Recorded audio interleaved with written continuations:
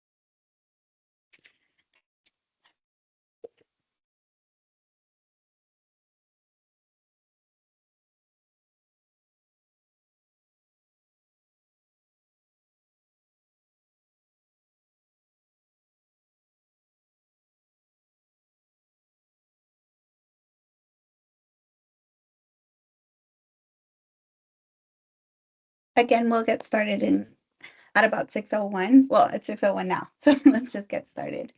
Um, this meeting is being recorded for those of you who would like a recording of this, and it'll be posted later on our website. But I do want to say good evening, everyone, and welcome. My name is Janina, and I will be your host tonight. Alongside me is Matt, who is the president of Rise Housing. He'll be in the chat answering any questions as they may come up. We put together this presentation because navigating BMR programs and affordable housing policies can be really complex, especially with like various state and local requirements that apply. And since each city has their own guidelines, tonight the goal is basically to provide everyone with a very clear understanding of the Cupertino's below market rate program for both ownership and rental. We do have a lot to cover, so we do ask that you hold your questions until the very end, and many of them will probably be answered during the presentation, but if any do come up, or you need something to be clarified, please feel free to use the chat option.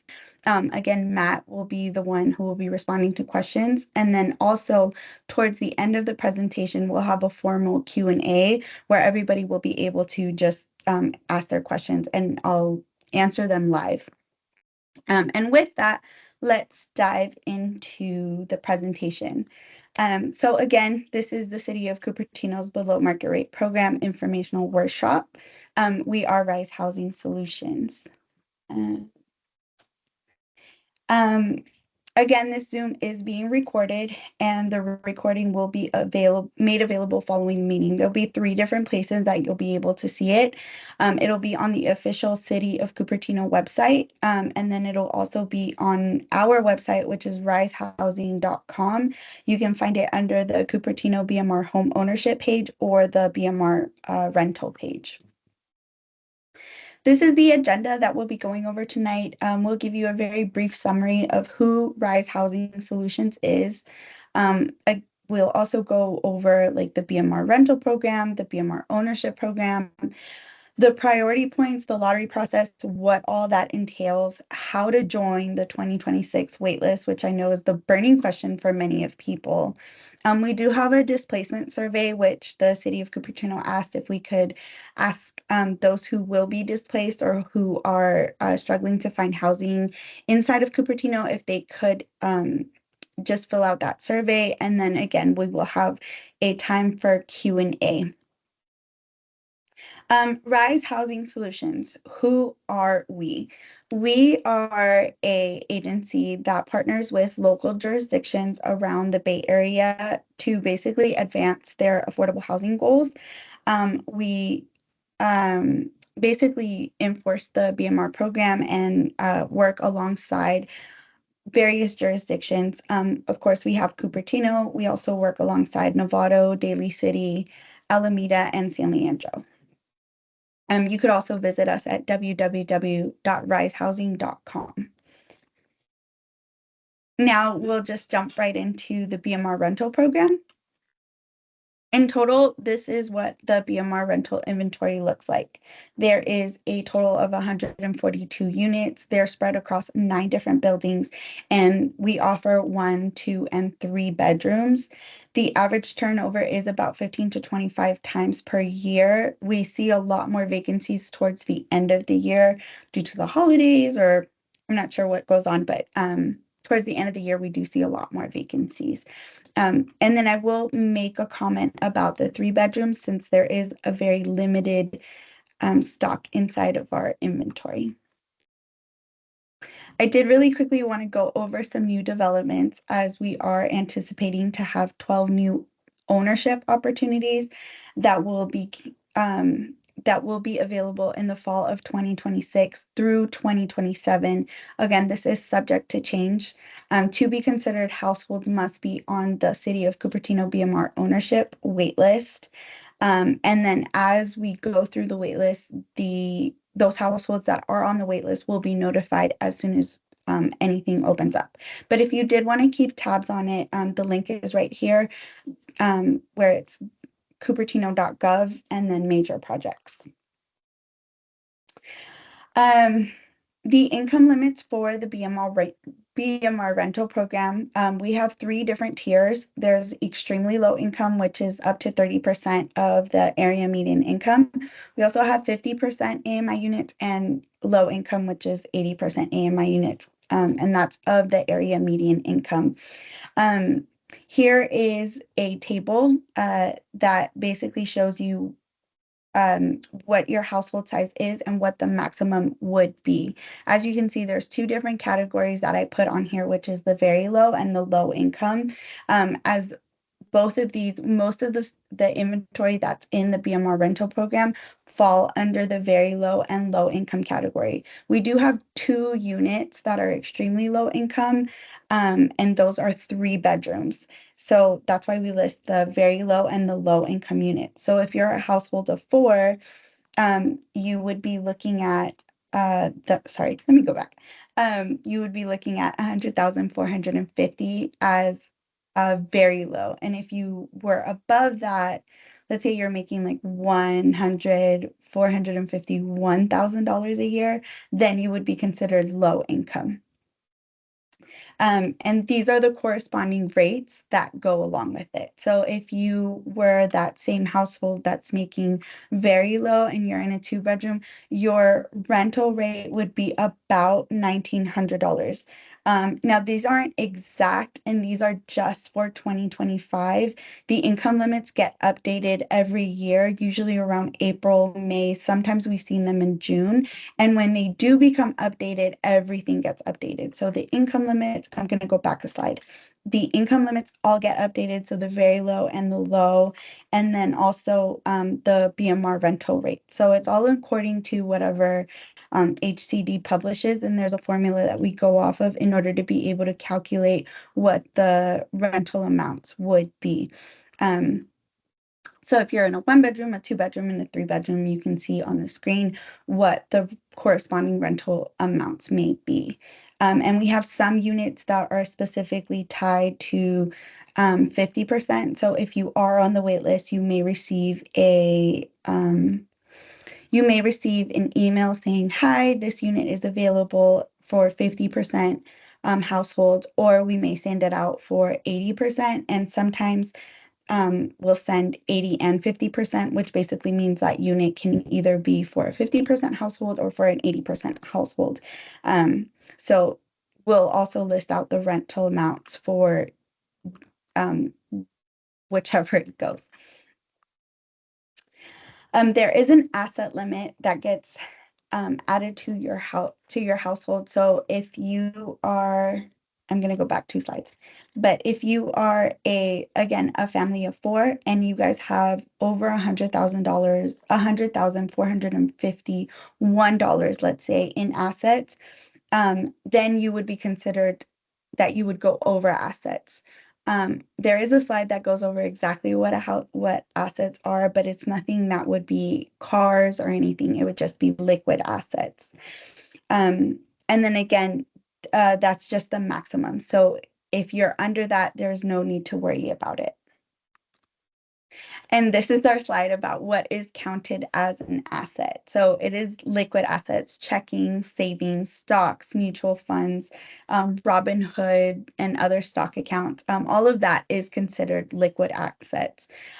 What is excluded from your assets would be retirement. So anything that like you would get a penalty for withdrawing, your CalPERS account if and anything of that nature, or pension plans. So all of that would not be considered towards your assets. So let's say you have, yes, thank you, Matt. Physical assets are not included as part of that.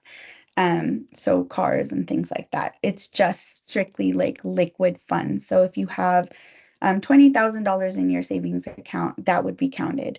But if you have $20,000 in your 401k, that would not be counted against you. There are some additional qualifications in order to be on the BMR rental program. No members of the household can currently own a home or be on title of a property anywhere in the country or really anywhere in the world. So we have seen some folks who may own a home outside of the country. So unfortunately, that would not be able to, that would not let you qualify for this program. You do have to be you cannot own a home or be on the title of a property. And we do verify that when we send out the notification that a vacancy is available. Also, current BMR tenants cannot apply for the 2026 wait list. And I'll get into that during the next slide, I believe. Yes. So the city and Rise Housing are aware that certain properties do have expiring restrictions for the units that they have allocated towards BMR. And what that means is it will impact current tenants. However, on June 17th, 2025, City Council, they adopted changes to the BMR program manual in order to address this displacement. Under this new policy, we basically made a way for current BMR tenants who have either experienced or will experience displacement within the last 12 months or within the next 12 months, they will be given priority placement on the BMR waitlist. These folks will be reached out individually. We have a list of those who will be affected, and we will proactively reach out to that household. So there's no need for those who do have current expiring restrictions to reach out to us. Now we'll go over the BMR purchase program. In the purchase program, we do have 120 BMR homes. They are a mix of condos, townhomes, and single family homes, and they range anywhere from 1 to 4 bedrooms.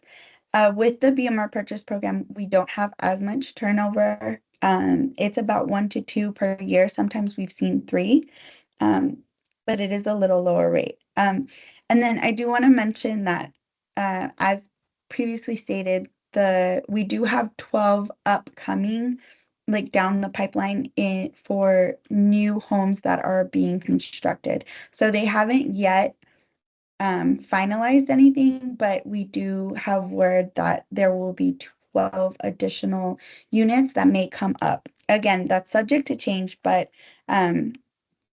that is an exciting time to be on the 2026 wait list. Okay. So there are different income limits for the BMR ownership program. This is a program that is designed to help first-time homebuyers, which would be either in the medium and moderate income bracket. The medium income bracket is basically like the average 100% of what the area is making. Because Santa Clara County is a little bit of an affluent county, the income limits are a little bit higher. We also have moderate income homes.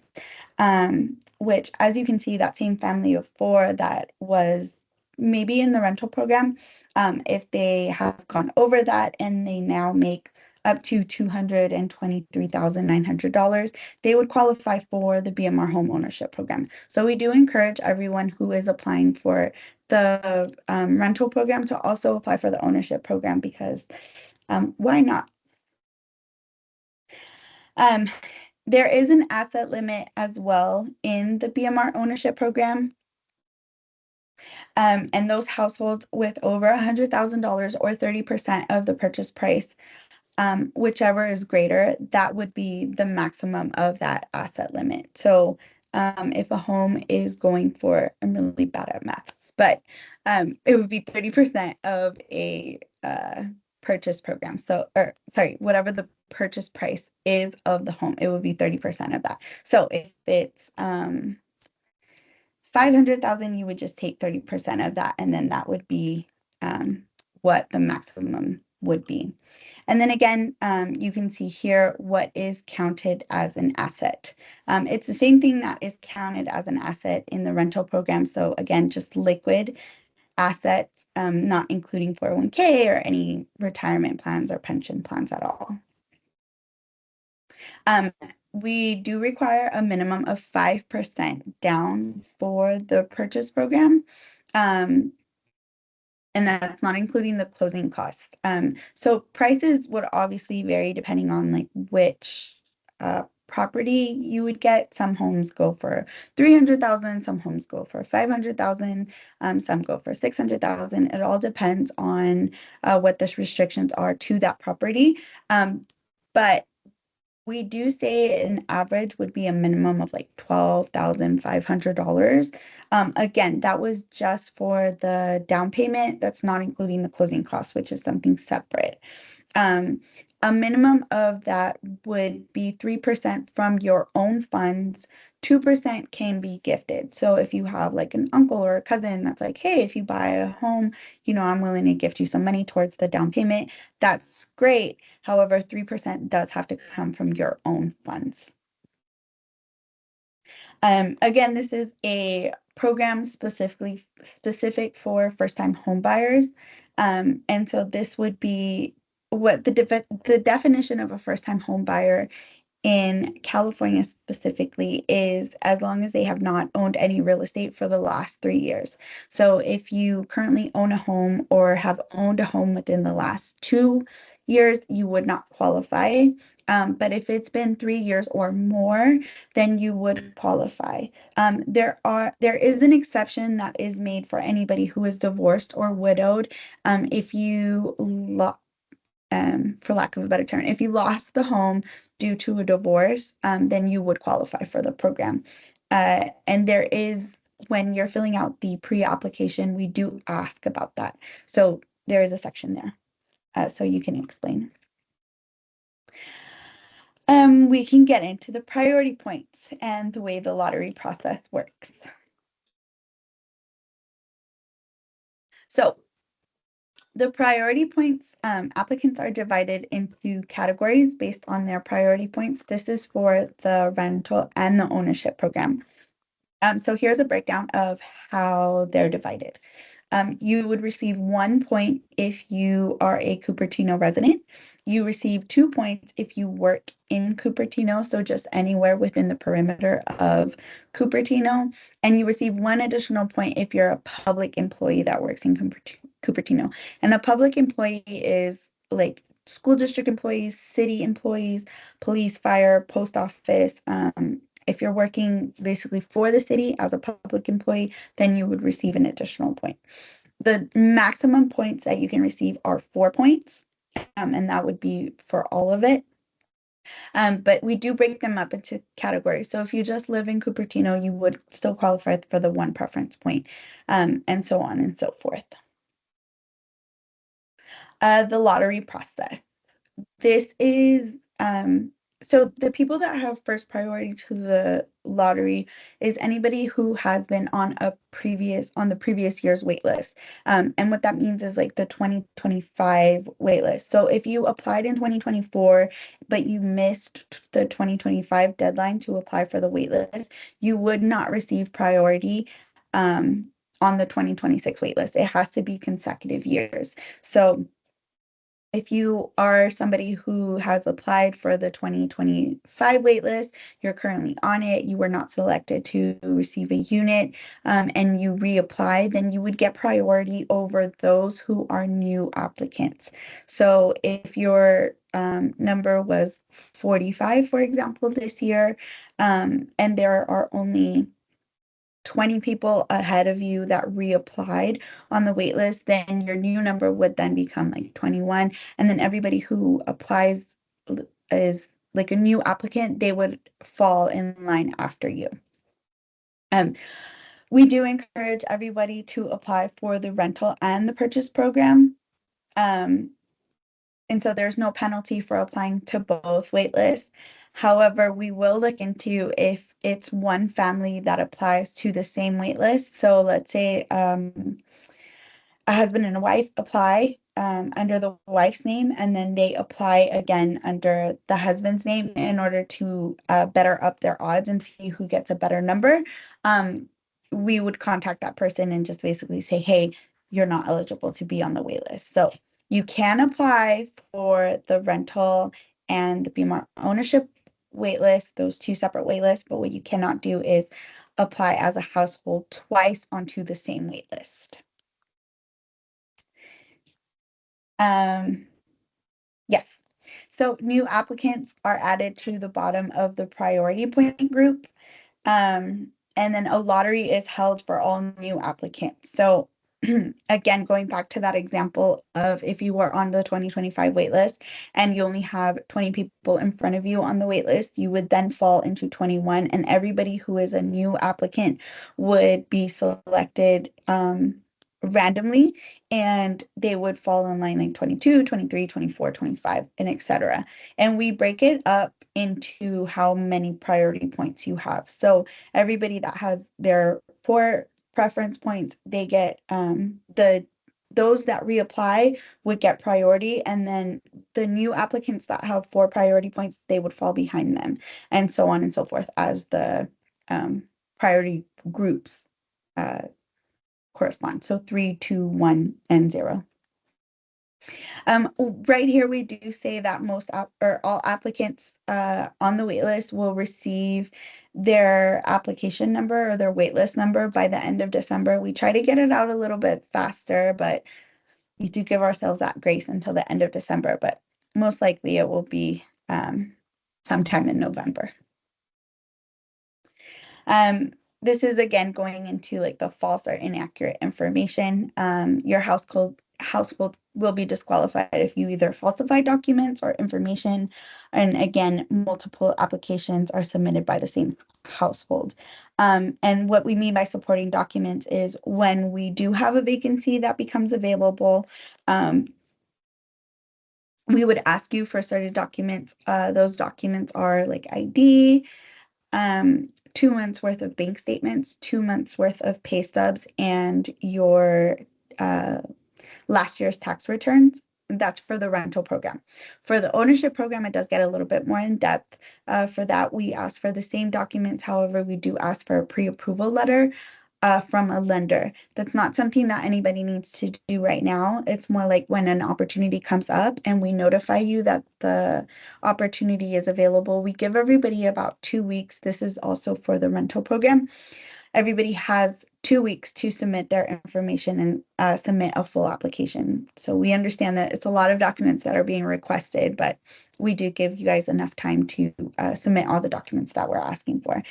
So if any of those documents come back as false or that they've been modified in any kind of way, that is grounds for disqualification from the program and also from the wait list. The burning question for everybody is how to join the 2026 waitlist. So there's three different methods that you can apply. We do have a paper application that can be mailed to you. We can also email it to you, and then you would just send it into the address that is on the screen.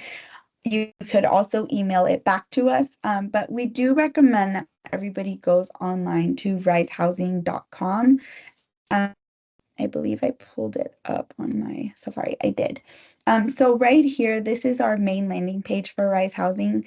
And usually at the very top right here, there's always a bar that we put up, and it basically says apply now or apply today to the 2025 or 2026 Cupertino waitlist. So that will take you directly to the application form, and then you'll be able to fill out either the ownership or the rental application, whichever you choose, or both. Um, and the application does open up October 1st and it runs the whole month of October. So until October 31st.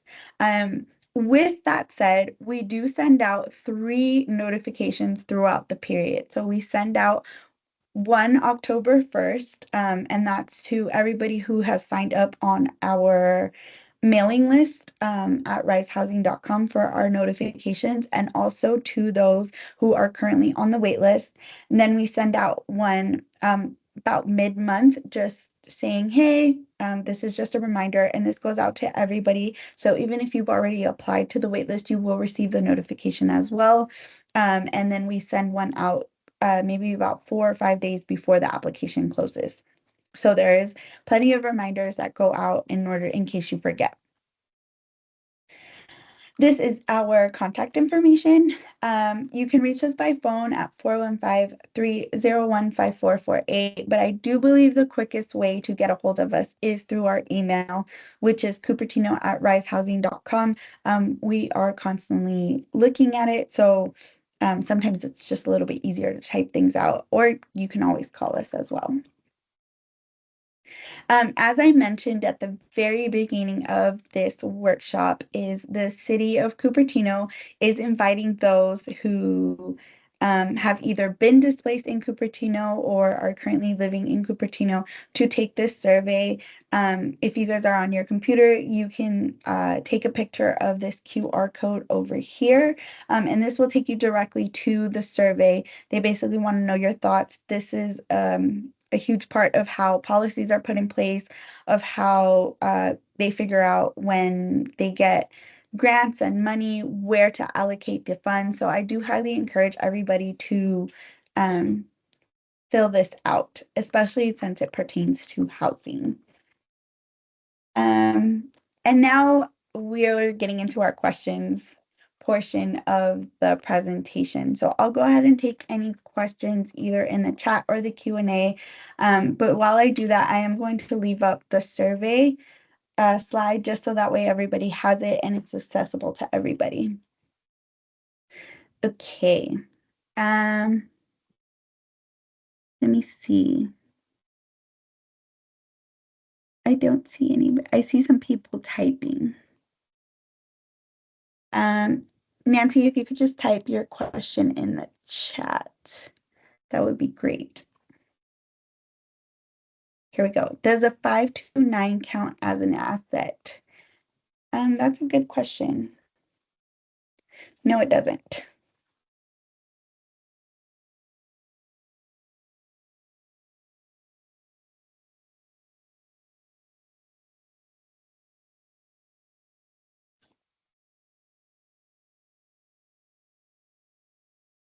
How many people are typically in the wait list? This is a good question. So for the rental program, we have had upwards of 400 people.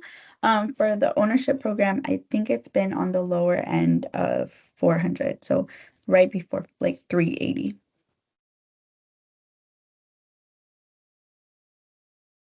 Oh, these are last year's numbers. So those who are currently on the 2025 wait list.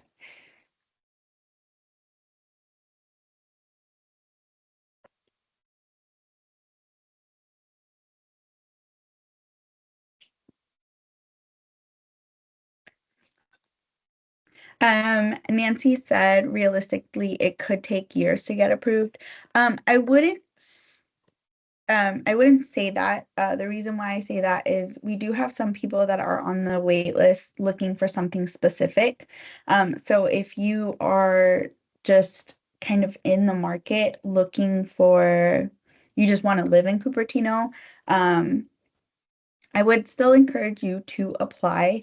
Uh, Again, we do have some people that are on the wait list that are just on the wait list that want to see if anything opens up in Cupertino that are looking for something specific. So we do have a variety of reasons why people join the wait list. And some are looking for immediate housing, some are just kind of waiting it out. So I wouldn't say that it could take years. We've had some people that are like 300 on, excuse me, on the list that have been able to get into an apartment. What if I don't live or reside in Cupertino? What's my chance to get the opportunity? So again, we have people on the wait list for a variety of reasons. I don't want to discourage you from applying to the wait list. I would highly encourage you to apply to the wait list because again, we've had some people that are like number 300 who have 0 preference points that have been able to get into a unit. Um,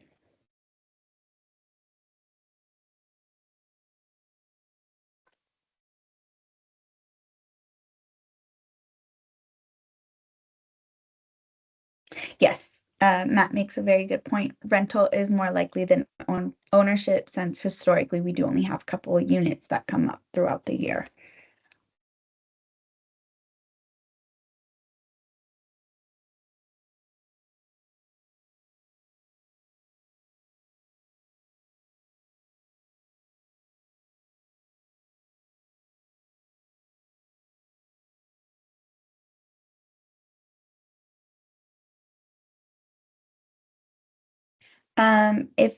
Nancy asked if I don't make the minimum account amount, I would not qualify for getting on the wait list for ownership. Should I still apply?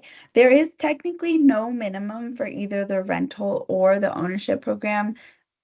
For the city of Cupertino. Now, as a lender, if you're applying to the ownership program, they do have what's called like a debt to income ratio. So they look at your debt or the debt that you are going to acquire, and they look at the current income that's coming in order to see if you're going to be able to afford it. So I wouldn't I mean, again, I wouldn't want to discourage you from applying to the ownership wait list. I do recommend that everybody gets on there just so that way you can see like what's available. Sometimes it's a little bit more motivation in order to save up a little bit more or just um, really see what's available. But again, there isn't like a minimum that you need in order to qualify for the program itself.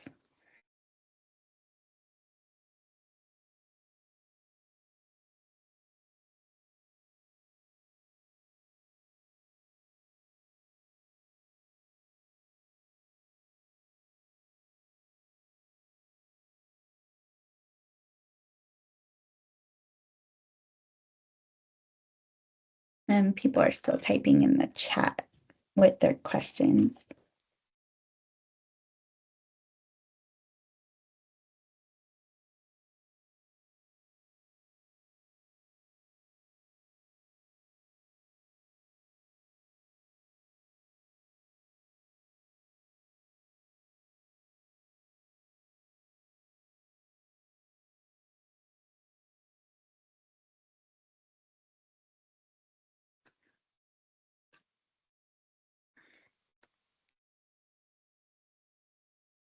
Um, Lida said, thanks for the great presentation, Janina. There are only 17 participants on this workshop and over 144 people possibly losing their housing due to the expiring deed restrictions. Is there any way Rise Housing can email the survey link to the participants of the BMR program? Yes, we will do that.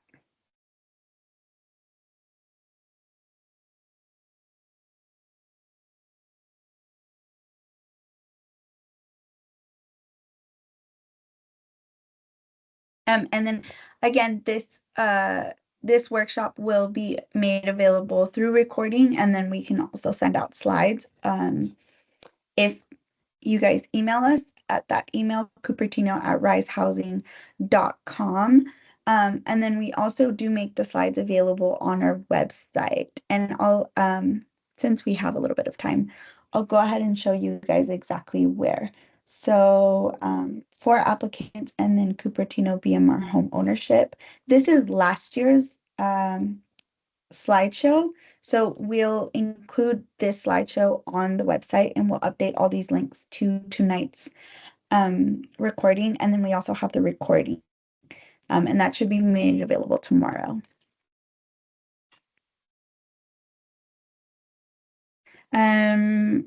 Nancy asked, did you say if we get called, we have time to get the paperwork together?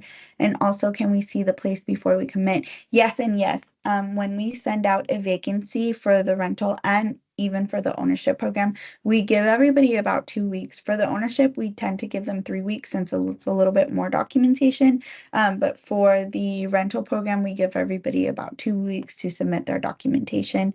And then if we've had requests in the past where somebody wants to go view the unit before they send us all their paperwork, and you're more than able to do that. We'll just coordinate with the property itself, and then you'll go out and view the unit, and then you can submit your paperwork.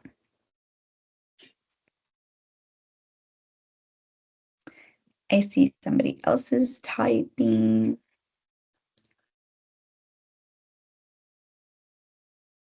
Do you have the names of the properties? I believe it's on the Cupertino website, and if you send me an email, I can send them to you. But off of the top of my head, we have the Vista Village, the community. We also have Greenwood Court, Arioso, Avier, Markham, City Center. Sorry, it was formerly City Center. It's Park Center now. And I think I'm missing two, but they're all within the vicinity of. I mean, they're all located inside of Cupertino. But again, if you do email us at cupertino@risehousing.com, I can give you like the exact list of it.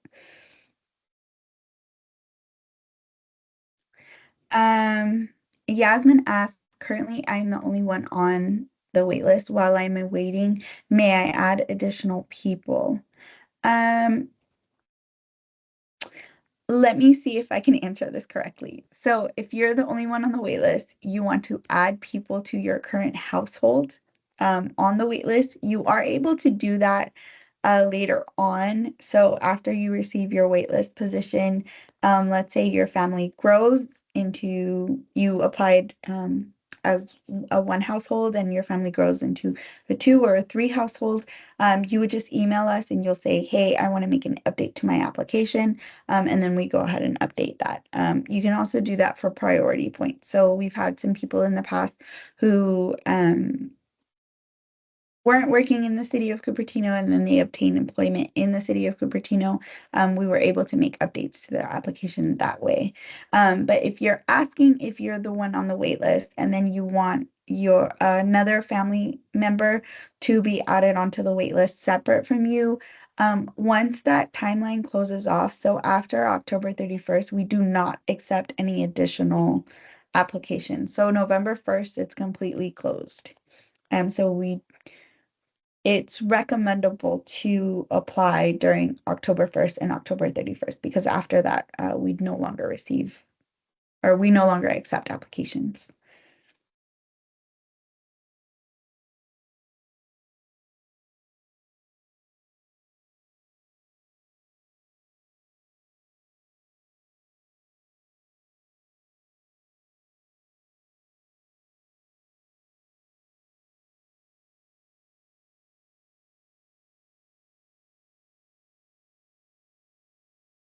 Um, that concludes our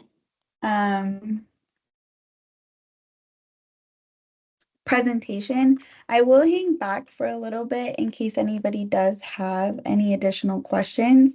Again, I do want to reiterate that this presentation will be made available on our website as a recording, and then the slide deck will also be made available for anybody to peruse through it.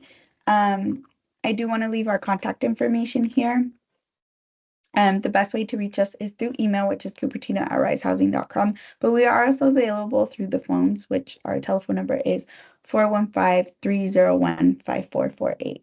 So if something wasn't answered during the presentation, or you have like a household specific question, we do invite you to reach out to us, and then we can either talk one-on-one or we can go over your situation.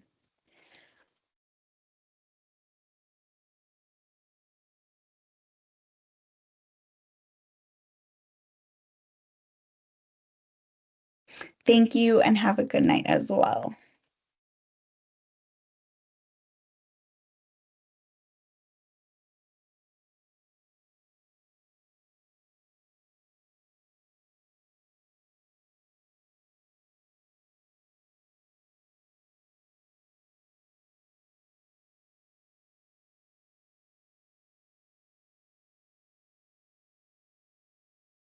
Thank you, everyone. Um, Again, if you guys do have any questions, please feel free to leave it in the chat. Um,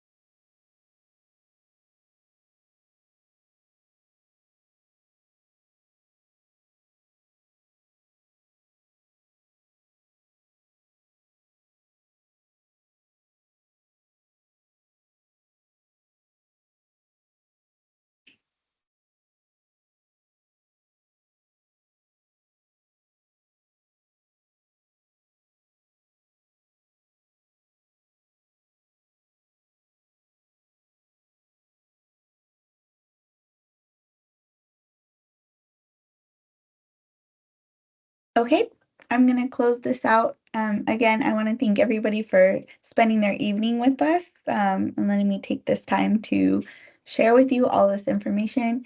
If you do have any additional questions, please feel free to reach out to us. Again, our information is on the screen, cupertino@risehousing.com, and our phone number is 415-301-5448. Thank you all so much. Goodbye.